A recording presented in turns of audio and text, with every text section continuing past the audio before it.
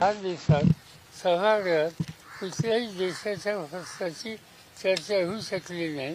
याचा अर्थ स्वच्छ आहे की संसदीय लोकशाही पद्धती याच्यावरच हा आघात हा राज्यकर्त्यांचा आहे.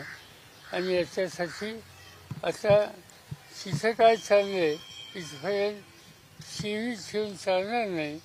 शेवटी लोकांच्यातच जावं लागेल, लोकांना जागृत करावं लागेल. खरं म्हणजे तर लोक जागृत आहेत, त्याच्यात कोणताही उठाव केला पाहिजे. आज त्याची आवश्यकता. जयंतराव, आपण आपल्या महाविकास आघाडीकडनं पूर्ण राज्यभर आंदोलन नेलं पाहिजे. पूर्ण राज्यभर बघू ना किती लोकांना ज्यांना वाटते की नाही मी मत दिलेलं आहे, बरोबर दिलेलं आहे, ते येणार नाहीत. पण ज्यांना वाटते की नाही काहीतरी गडबड झाले ते आपल्या सोबत येतील.